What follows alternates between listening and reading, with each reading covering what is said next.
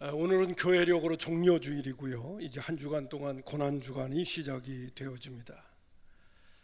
특별히 복음서에 나오는 내용들 가운데 보게 되면 이 한 주간 동안의 기간이 그 마태, 마가, 누가 그리고 또 요한복음까지도 다 살펴보게 되면 많은 영역을 차지해서 이 한 주간 동안 예수님의 사역과 고난과 십자가에 집중하고 있는 것을 보게 되어집니다.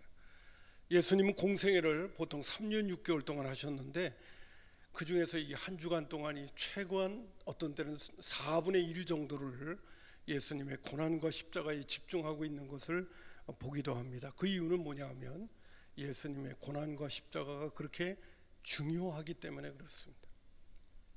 그래서 바울 사도는 고린도전서 2장 2절에 나는 너희 중에서 예수 그리스도와 그의 십자가에 못 박힌 것 외에는 아무것도 알지 않기로 작정까지 했다고 언급을 하기도 했습니다.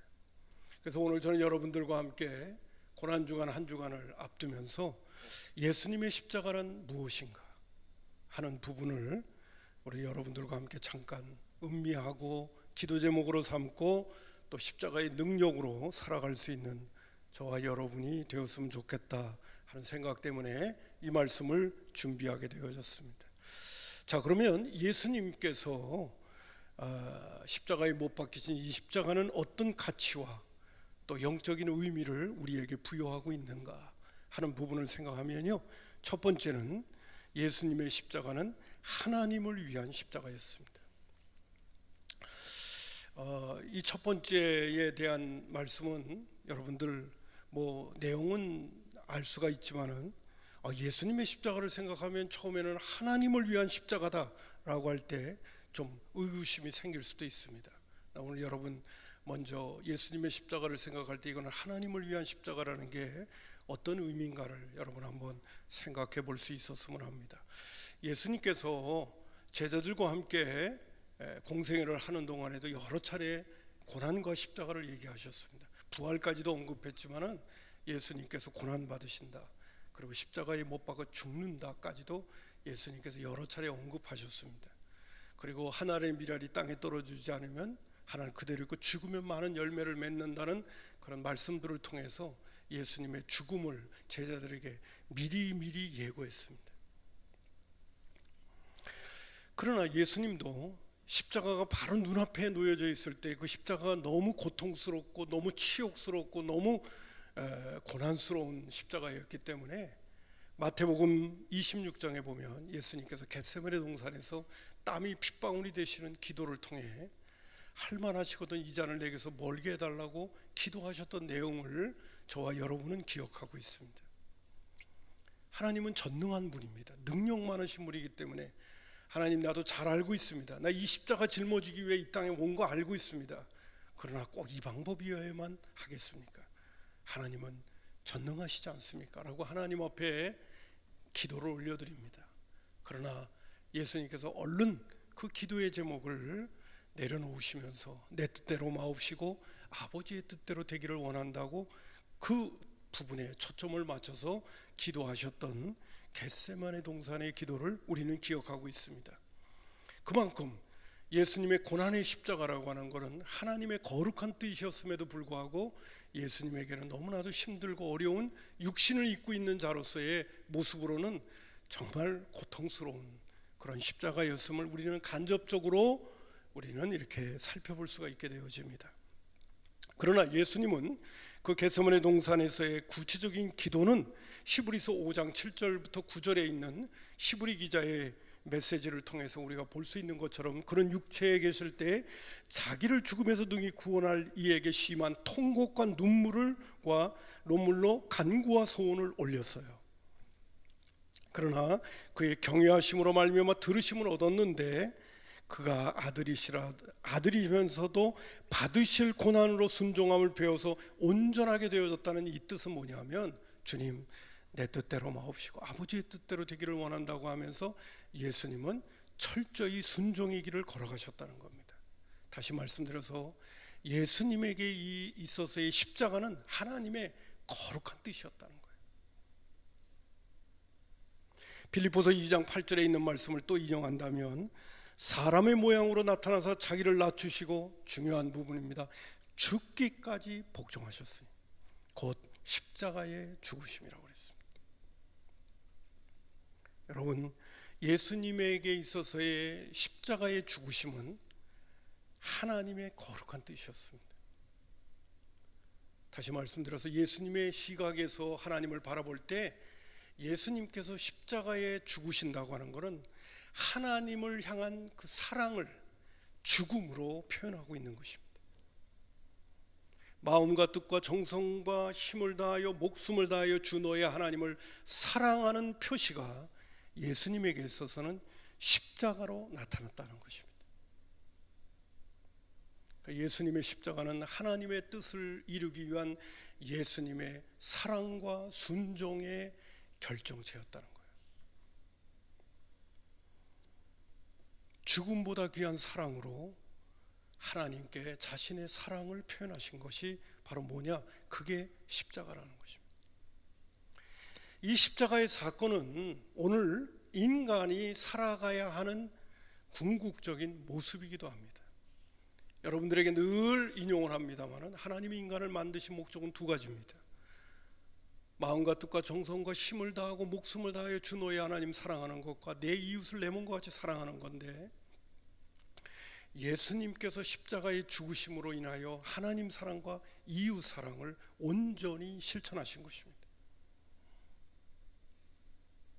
그래서 육신을 입고 이 땅에 살아가는 존재들이 삶의 목적이 어디에 있느냐라고 한다면 십자가를 바라보면 금방 알 수가 있습니다.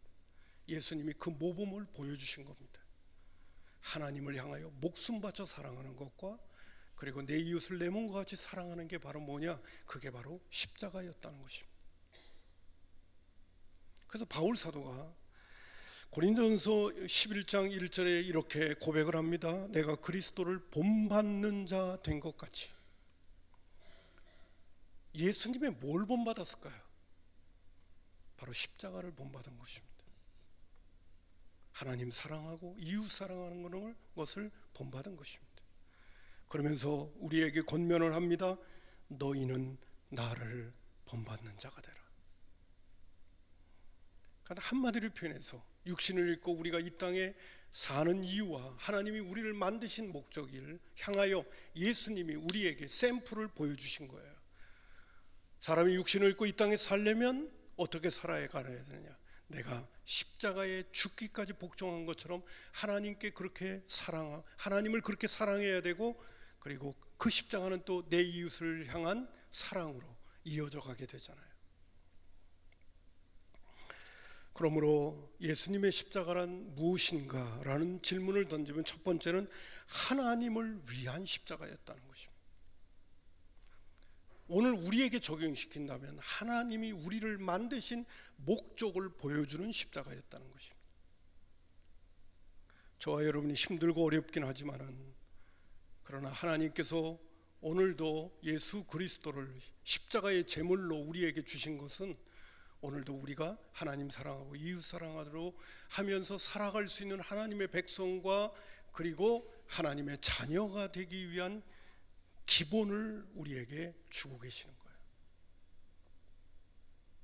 그래서 첫 번째는 주님의 십자가, 예수님의 십자가는 하나님을 향한 십자가였습니다. 그리고 오늘 우리도 하나님을 향한 삶을 살아가는 사람 되라고 우리에게 권면하시는 겁니다. 두 번째로는 여러 차례 여러분들은 들어오셨습니다마는 예수님의 십자가는 어떤 십자가냐? 죄인들을 위한 십자가였다는 것입니다. 인간 모두는 죄인입니다. 로마서 3장 10절과 23절에 기록된 바 의인은 없나니 하나도 없고요, 모든 사람이 죄인 되었음에 하나님의 영광에 이르지 못했습니다. 영광에 이르지 못한다는 이야기는 뭐냐면 하나님이 인간을 만드신 목적에 인간이 미치질 못했다는 거예요. 인간 모두는 죄인입니다. 그리고 죄인된 인간에게 있어서의 죄라고 하는 것은 반드시 형벌이 따라옵니다.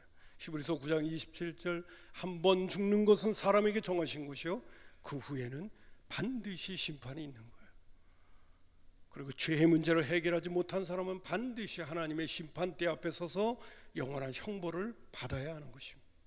이 땅에 사는 날 동안에도 죄를 저지르면 반드시 감옥에 가야 되고 그것에 대한 응분의 대가를 치러야 되는 것처럼, 그것이 공의인 것처럼 우리도 하나님이 인간을 만드신 목적대로 살지 못했다는 그 부분에 대해서는 반드시 하나님께로부터 평가를 받아야 되고, 선악간에 그 부분에 대해서는 심판이 주어진다는 것이죠.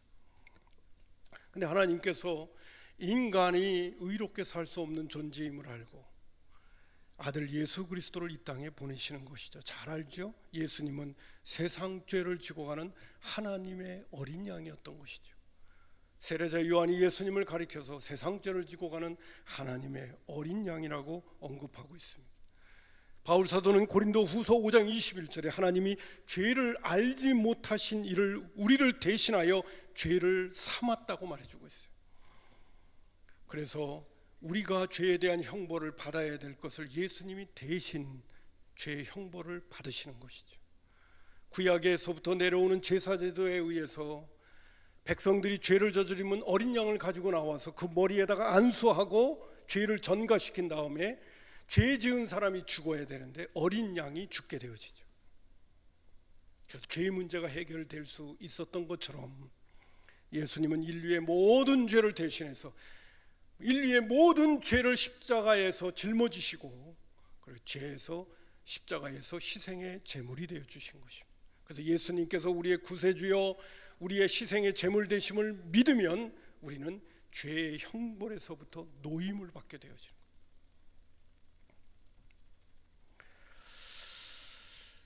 거예요. 저는 이 말씀을 여러분한테 드리면서 또 한번 여러분 마음속에 한번 잘 음미해 보시기 바랍니다. 지난주 금요일 날도 잠깐 언급을 그냥 슬쩍 했습니다마는, 여러분 오늘 우리는 죄인이고 죄에 대해서 해결을 받는 것은 이 땅에 어떤 방법으로든지 간에 죄의 문제는 인간의 노력과 수고를 통해서는 해결할 수가 없습니다.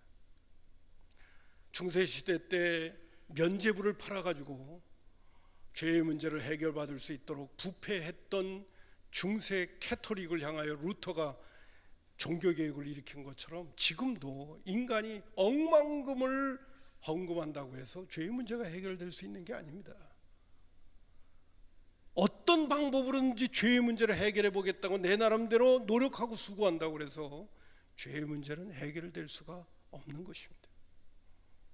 이것은 예수님의 피가 아니면 해결이 안 되는 겁니다. 여러분, 우리가 예수님 때문에 그분의 사랑 때문에 우리가 죄 용서를 받고 형벌에서부터 노임을 받았다고 하는 것은 우리가 골백 번 죽었다 깨났다 하더라도 감사해야 될 은혜의 가치라는 사실입니다. 우리가 평생 감사해야 될 이 감사를 잃어버리지 말아야 될 가치라는 거죠. 죄에서 용서함을 받았다는 것, 죄의 형벌에서부터 자유함을 얻게 되어졌다는 이거는 평생 감사가 돼야 되는 거예요. 뿐만 아니라 영원한 지옥에 갈 수밖에 없는 존재가 영원한 천국에 갈 수 있게 되어진 것, 뿐만 아니라 영원히 죽을 수밖에 없는 존재가 부활의 생명체로 바뀌게 되어지는 그러한 존재가 되어진다는 것은 하나님이 우리에게 주시는 어마어마한 축복입니다. 히브리 기자는 히브리서 2장 2절에 이 큰 구원이라고 얘기를 하는 거예요. 여러분, 저와 여러분이 오늘 제가 여러분에게 드리는 이 말씀을 기억하면서, 하나님, 나는 평생을 통하여 예수님 때문에 죄사함 받고 형벌의 문제를 해결받고 죽음의 문제를 해결받고 영원한 저주의 문제를 해결받고 또한 부활의 생명의 능력까지도 내가 오늘도 누리면서 살아갈 수 있는 소망의 사람이 된 것을 평생 이 사랑과 은혜를 잊지 않고 감사하며 감격하며 살아갈 수 있는 정말 복음의 능력자가 되게 해달라고 저와 여러분은 기도해야 될 줄로 믿습니다. 에베소 교회 교인들처럼 첫사랑을 잃어버리는 그런 어리석음을 범해서는 안 된다는 것입니다. 저는 제 마음속에서 생각할 때 오늘도 내가 이 부활의 소망 속에서 산다는 것처럼 이 신나고 이 놀라운 일은 없는 거예요. 오늘도 세상에 많은 사람이 방황하면서 인생의 문제를 해결해 보려고 하고, 인간이 어디서부터 왔으며 무엇 때문에 살며 어디로 갈 것인가, 죽음 너머에는 어떤 세계가 있을 것인가, 아무리 고민하면서 하더라도 예수님을 만나지 못하면 해결이 안 되는 거거든요. 근데 오늘 우리는 예수님을 만났고, 예수님이 우리에게 어떤 분이시고, 우리 하나님이 예수님을 통하여 미래에 어떤 것들을 준비하고 있냐 하는 것을 정말 우리가 믿을 수 있는 사람들만 된다면, 우리처럼 행복한 사람들이 어디 있는 겁니까?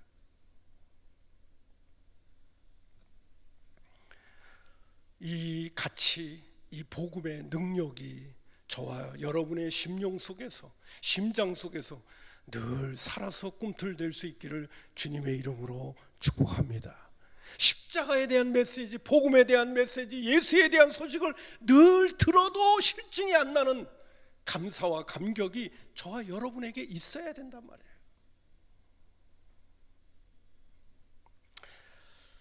여러분, 우리 모두가 하나님을 향하여 하나님, 나는 하나님에게 어떤 존재입니까? 라고 질문을 한다면, 여러분, 우리가 때때로는 시중에 나와 있는 물건들을 볼 때 이건 얼마짜리야 얼마짜리야 이렇게 얘기하는 것처럼 하나님은 우리에게 말씀하십니다. 네가 나에게, 너는 나에게 어떤 존재냐고 묻는다면 나는 이렇게 얘기할 거야. 너는 예수님짜리야. 그만큼 소중한 존재들이라는 거죠. 그만큼 가치 있는 존재. 예수님께서 세례 요한에게 세례 받으실 때 하늘에서 음성이 들립니다. 이는 내 사랑하는 자요 나의 기뻐하는 자라. 그리고 예수님을 그렇게 지칭합니다. 그리고 비둘기가 내려옵니다. 예수님은 어떤 분이었는지 아십니까? 하나님께 사랑을 받는 자고 하나님께 기쁨이 되어지는 하나밖에 없는 독생자였어요. 근데 그 독생자를 우리와 바꿔치기 합니다. 그 사랑은 오늘 우리가 죽어도 깨나도, 우리가 아버지로서 아들을 사랑한다고 하면서도, 어머니로서 딸을 사랑한다고 하면서도 다 헤아릴 수 없는 사랑을 하나님은 갖고 아들을 이 땅에 희생의 제물로 주셨단 말이죠. 언젠가 그 엄마나 아버지가 그 속삭이는 아들이나 딸을 향해서 하는 말, 여러분 공감이 되실까 모르겠어요. 야, 네가 나를 그렇게 애매겨도 나는 네가 밉지 않단다. 여러분 좀 공감이 되십니까? 너는 나를 그렇게 애매기고 마음 아프게 하는데도 나는 너가 왜 그렇게 밉지 않냐? 사랑이 그것을 다 커버하는 거예요. 하나님이 우리가 원수 되었을 때, 죄인 되었을 때, 우리가 연약할 때 아들 예수 그리스도를 우리에게 주심으로 인하여 로마서 5장 하나님의 사랑을 확증했다고 말해주고 있어요. 여러분, 예수님이 십자가에서 죽으신 그 죽으심은 하나님의 사랑의 결정체입니다. 동시에 또 하나 이런 말을 또 하고 싶습니다. 우리가 예수님에게, 예수님, 나는 예수님에게 어떤 존재입니까? 예수님은 이렇게 대답하실 겁니까? 너는 나에게 나의 전부야. 왜요? 예수님은 우리를 위하여 자기의 목숨을 바쳤으니까요. 저와 여러분, 예수 믿고 구원받고 하나님의 자녀가 되어진 저와 여러분은 하나님, 예수님에게 있어서는 예수님에게 있어서 전부예요. 그런 사랑이 바로 십자가의 사랑 속에서 우리에게 나타내 보여주고 있다는 것이죠. 자, 예수님의 십자가란 어떤 십자가인가? 죄인을 구원하는 십자가입니다. 죄의 형벌을 해결해 주시는 하나님의 놀라운 사랑의 십자가라는 사실을 성경은 우리에게 나타내 보여주고 있고, 그렇기 때문에 바울 사도는 나는 예수님이 십자가에 못 박힌 것 외에는 알지 않겠다는 이야기까지 고린도의 식구들에게 전하게 되어졌다는 것입니다. 마지막으로 때때로 우리 믿음의 식구들에게 말씀드렸던 것처럼 예수님의 십자가는 어떤 십자가느냐? 바로 우리가 죽는 십자가라는 사실이죠. 여러분, 죄된 나무는요, 그 나무에서는 반드시 죄의 열매가 맺게끔 되어 있습니다. 포도나무에서 무화과를, 무화과나무에서 포도나무를 포도의 열매를 딸 수가 없어요. 저와 여러분은 죄인입니다. 한마디로 나무로 표현한다면 죄된 나무예요. 죄된 나무에서 의의 열매를 맺을 수가 없어요. 제가 거기 설교 교환에도 놓았습니다만 존 칼빈이 이런 말을 했습니다. 사람은 죄를 지어서 죄인이 아니라 죄인이기 때문에 죄를 짓는 거예요. 아담과 이브가 선악과를 따먹음으로 말미암아 인류는 부패하고 완전히 타락한 거예요.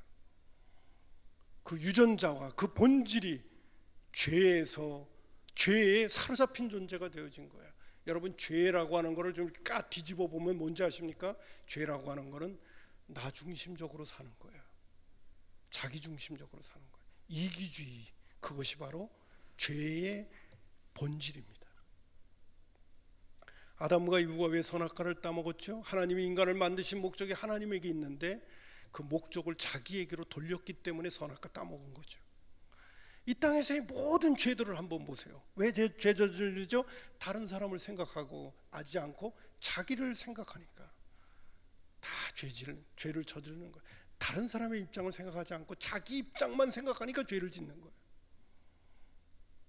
음란하고 또 다른 사람의 물건을 hum치고 빼앗고 경쟁하고 하면서 죄를 짓게 되어지는 그 모든 모습, 시기하고 질투하고 미워하고 어디서부터 시작되는 겁니까? 나를 생각하기 때문에 시작하는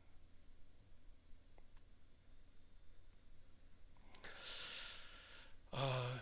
성경 구절 가운데 보면 예수님께서 십자가를 짊어지시기 바로 전날에 제자들에게 아주 유명한 말씀을 해주신 것이 있죠.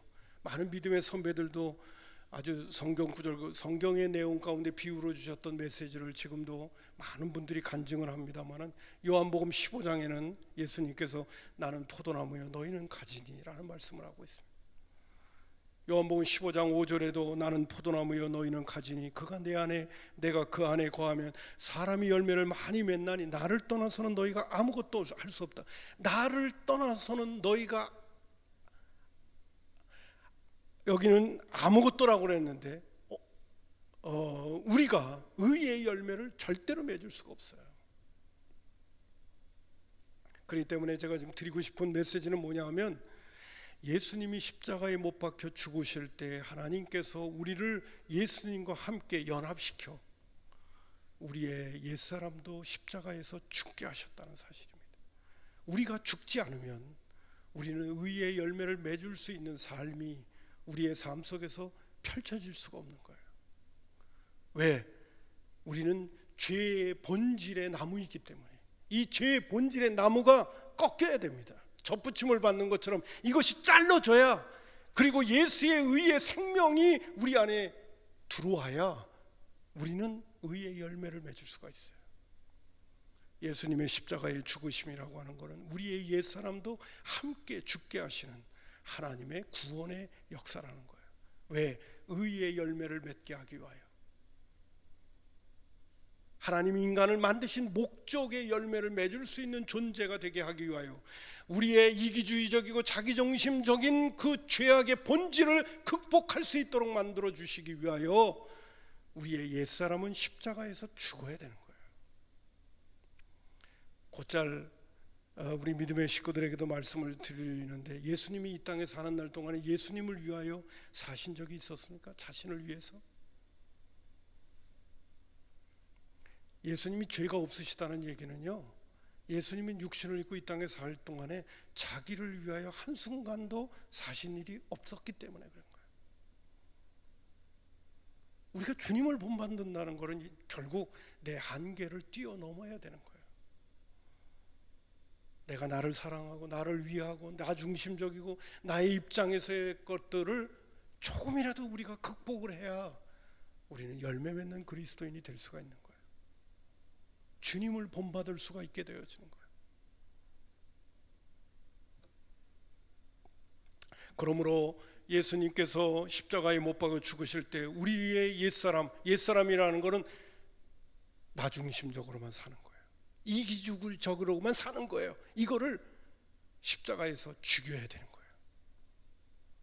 그래서 우리가 예수님을 구주로 영접하게 될 때 하나님께서 예수님의 십자가의 죽음 앞에 우리를 같이 연합시켜서 우리의 옛사람을 십자가에서 죽이시는 거예요. 성령님이 오셔서 하시는 성령님의 일은 뭐냐? 예수님을 본받도록 자꾸 만들어가는 거예요. 자, 그래서 연합의 역사를 통하여 나의 옛사람을 십자가에 죽게 하시는 것이 바로 예수님이 십자가에서 죽으신 목적이요 이유이기도 한 거예요. 그래서 로마서 6장 6절과 7절에 보면 우리가 알거니와 우리의 옛사람이 예수와 함께 십자가에 못 박힌 것은 죄의 몸이 죽어 다시는 우리가 죄에게 종노릇하지 않게 하려고. 갈라디아서 2장 20절에 내가 그리스도와 함께 십자가에 못 박혔네. 예수를 믿는다고 하는 것은 예수님과 함께 내 옛사람이, 옛 자아가, 나중심적인 삶이 십자가에서 못 박혀 죽어야 되는 것, 그것을 죽게끔 하나님이 영적으로 만들어 주시는 거예요. 내가 그리스도와 함께 십자가에 못 박혔느니 그러지 이제는 내가 사는 것이 아니라고 고백하게 되는 것입니다. 자, 이렇게 우리가 예수님을 구주로 영접하여 하나님께서 우리의 옛사람, 나중심적인 존재, 나 자아 중심적인 존재를 십자가에 못 박혀 죽게 하시도록 만들면 자연스럽게 그 다음 단계가 이루어지는데, 그것이 뭐냐면 예수님의 부활의 생명이 우리 가운데 자연스럽게 들어온다는 것입니다. 왜? 예수님께서 십자가에 못 박혀 죽을 적에 사흘 만에 예수님을 부활시킨 것은 예수님 자신이 아니라 성령님이시기 때문에 그런 거예요. 우리가 제대로 죽기만 하면, 우리가 제대로 예수님을 구주로 영접하기만 하면 부활의 생명이 우리의 자신에게 자연스럽게 연결이 되어지는 거예요. 그러므로 이로써 예수님의 부활 생명이 믿는 자들 안에 들어오기도 하고 주어지기도 합니다. 로마서 6장 5절에 보면 만일 우리가 그의 죽으심과 같은 모양으로 연합한 자가 되었으면 또한 그의 부활과 같은 모양으로 연합한 자가 되는 것은 자동적이라는 거예요. 로마서 6장 4절에 그러므로 우리가 그의 죽으심과 합하여 세례를 받음으로 그와 함께 장사되었나니 이는 아버지의 영광으로 말미암아 그리스도를 죽은 자 가운데서 살리심과 같이 우리도 또한 새 생명 가운데 행하게 하려 함이라고 말씀하고 있습니다. 갈라디아서 2장 20절에 내가 그리스도와 함께 십자가에 못 박혔나니 그런지 이제는 내가 사는 것이요 아니요 오직 내 안에 그리스도께서 사시는 것이다. 이때 그리스도께서 사신다는 것은 예수님의 부활의 모습입니다. 부활 생명의 은혜인 거죠. 이제 내가 육체 가운데 사는 것은 나를 사랑해서 나를 위하여 자기 자신을 버리신 하나님의 아들을 믿는 믿음 안에서 산다. 내가 예수를 믿은 다음에 사는 것은 나를 위하여 사는 것이 아니라 내 안에 오신 부활의 생명인 그리스도가 사시는 거예요. 우리 모두가 당신은 예수 믿고 삶을 살아가는 이유와 목적이 어디 있습니까? 라고 말한다면 저 여러분은 오늘 갈라디아서 2장 20절과 같이 이렇게 대답해야 정답입니다. 이젠 나는 안 살아요. 그럼 누가 살아요? 나를 통해서 그리스도만 사시는 겁니다. 이렇게 되는 거예요. 좀 더 나아가서요, 이거는 그냥 언급만 하고 지나가겠습니다. 이건 내가 적을까 말까 그랬는데 이건 또 설명이 필요하기 때문에 그래요. 로마서 7장 6절에 보면 이제는 우리가 얽매였던 것에 대하여 죽었으므로 율법에서 벗어났으니 이러므로 우리가 영의 새로운 것으로 섬기는 것이요 율법의 조문에 묵은 것으로 아니할지니라. 우리 옛사람이 십자가에 못 박혀 죽음으로 인해서 이제는 우리가 율법에서 자유함을 받고 영의 새로운 것으로 섬기는 존재로 부활의 생명이 우리 가운데 들어오는 것입니다. 영의 새로운 것으로 섬기는 것이 뭔지 아십니까? 그게 바로 성령의 법으로 사는 거예요. 자, 그러면 여러분, 우리가 예수님의 십자가란 무엇인가 라고 말한다면, 내가 죽은 십자가가 되게 되어지면 예수님의 부활의 생명이 우리 가운데 들어오기 때문에 실제적으로는, 영적으로는 하나님께서 그렇게 이미 만들어 주셨어요. 그래서 고린도후서 5장 17절에 고백하는 거죠. 그리스도 안에 있으면 새로운 피조물이라. 이전 것은 지나갔으니 보라 새 것이 되었다. 새로운 피조물이라는 게 뭐냐면 옛사람은 죽게 하셨고 예수님의 부활의 생명이 우리 가운데 들어와서 옛날은 죄의 나무였는데 이제는 예수의 부활의 생명의 나무로 우리를 변화시켜 주신 것이죠. 그래서 새로운 피조물이, 이 세상에는 새로운 것이 없습니다. 해 아래 새 것이 없나니, 이 세상에는 새 것이 없습니다. 그러나 유일한 새 것이 하나만 있습니다. 그것은 바로 예수 믿고 구원받아 새로운 피조물 된 자만이 유일하게 새로운 것입니다. 왜? 하나님께서 우리의 옛사람을 십자가에 죽게 하시고 부활의 생명으로 우리를 거듭나게 하셨기 때문에. 그러면 실제적으로 하나님께서 그렇게 만들어 주셨는데 왜 참 우리가 자꾸 하나님의 뜻대로 못 살게 되어지는가 라는 문제가 우리 가운데 있잖아요. 이 부분의 실제적인 부분은 우리가 날마다 이러한 고백을 하면서 살아가야 우리를 예수의 부활의 생명으로 변화시켜 주시고 새로운 피조물로 만들어 주신 것을 우리는 구체적으로 우리의 삶 속에서 실천할 수 있게 되어지고, 난 이 말씀까지도 꼭 드리고 싶었는데요. 여러분, 이제 우리가 예수 믿고 구원받았다면 이제 하나님의 뜻을 받들어서 사는 것들은 다 우리가 열매가 되어지는 거예요. 의의 열매가 되어지는 거예요. 예수 믿기 이전에 했던 세상적으로 착한 일, 선한 일은 진정한 열매가 아니야. 자기를 위해서 한 거이기 때문에. 그러나 내가 예수 믿고 구원받고 하나님의 자녀가 된 부활의 생명으로 사는 것은 나를 위하여 하는 것이 아니라 하나님의 영광을 위하여 사는 것이기 때문에 그것은 진정한 의의 열매가 되는 거예요. 왜? 나무가 바뀌었기 때문에. 자, 그 다음에 오늘 우리가 이 열매 맺는 그리스도인의 삶을 살아가기 위한 실제적인 모습을 이제 여러분에게 성경 구절로 그냥 인용하고 이제 말씀을 맺겠습니다. 갈라디아서 2장 20절, 우리에게 늘 결단이 필요하다는 거예요. 나를 어떤 존재로 변화시켜 주셨는가를 늘 의식하면서 나는 이렇게 살아야 돼, 기도하면서 결단하면서 살아야 된다는 거예요. 갈라디아서 2장 20절에 내가 그리스도와 함께 십자가에 못 박혀 죽었나니 이제는 내가 사는 것이 아니라 오직 내 안에 그리스도께서 산다. 오늘도 내가 이것을 할까 저것을 할까 할 때 주님이시라면 어떻게 하실까? 주님이시라면 어떻게 하실까? 왜? 내 안에 그리스도께서 사시니까. 나를 위하여 사는 것이 아니라 그리스도를 위하여 사는 것이니까 오늘도 내가 이것을 선택하고 저것을 하니까 주님이 더 기뻐하시는 것이 무엇일까를 항상 생각하면서 결단하는 거죠.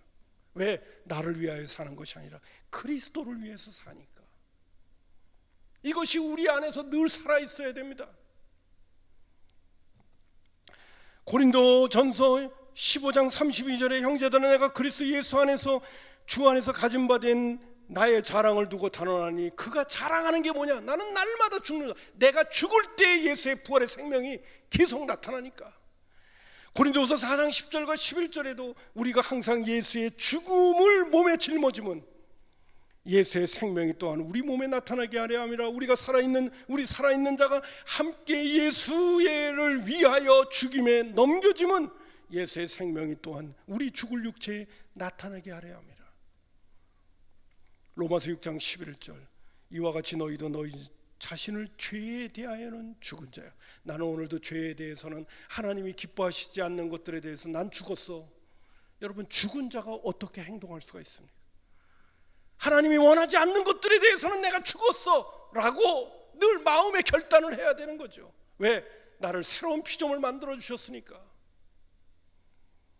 그리고 그리스도 예수 안에서 하나님을 대하여는 살아있는 자로 여기면서 날마다 사는 거죠. 내가 살아가는 이유가 어디에 있느냐? 하나님을 위하여인 것이다. 내가 왜 나를 새로운 피조물 만들어 주신 거냐? 하나님을 위한 것이다. 그것이 안 될 때는 하나님 앞에 간절히 기도하면서 제가 그 다음 구절을 한 것처럼 성령 충만함을 구해야죠. 하나님, 내 스스로는 잘 안 돼요.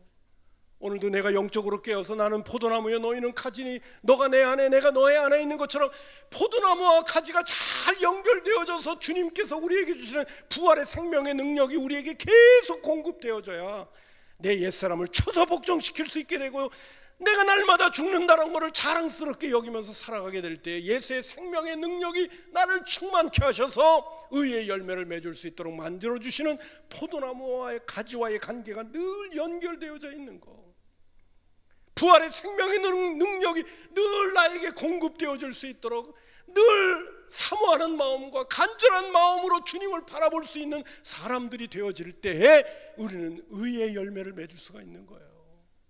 세상의 이런 잡다한 것, 세상의 유혹들, 세상의 물질, 세상의 욕망, 이런 것들이 자꾸 우리 마음이 빼앗겨서 주님께로부터 공급되어지는 부활의 생명의 능력에 우리의 눈이 고정되어지지 못하면 오늘 우리가 새로운 피조물이 되었음에도 불구하고 우리는 의의 열매를 맺는데 힘을 잃어버리는 거죠.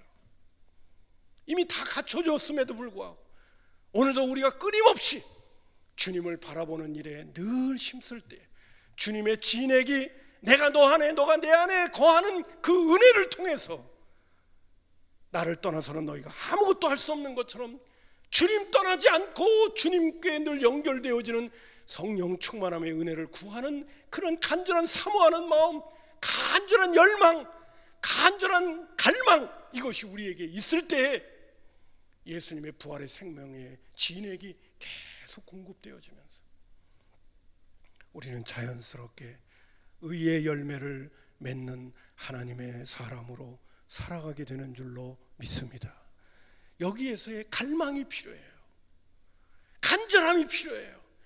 나는 주님께 붙어있지 않으면 안 된다. 붙어있도록 예수님께서 십자가에 못 박혀 죽으셨고 우리를 새로운 피조물 만들어 주셨는데 내가 이 가치를 내가 놓치면 안 되지. 이 귀중한 관계를 내가 놓치면 안 되지. 이 관계를 늘 힘있게 의지하면서 주님이 주시는 은혜로 나는 열매를 맺어야 돼. 하나님의 영광을 위하여 살아야 돼. 주님을 위하여 살아야 돼. 이 간절한 마음들이 우리 안에서 계속 일어나면서 주님을 바라보게 될 때 주님은 우리를 통해서 열매 맺게 돼 하시는 그러한 역사가 나타나게 되고 그 의의 열매가 주님 앞에 서는 그날 착하고 충성된 종이었다고 칭찬받는 그런 결과가 되는 줄로 믿습니다. 오늘도 늘 십자가는 내가 죽은 십자가라는 사실을 꼭 잊지 말고 믿음 생활 잘해 갈 수 있는 기회가 되기를 다시 한번 간절히 축복합니다. 자, 우리 성찬식을 가져야 되겠습니다.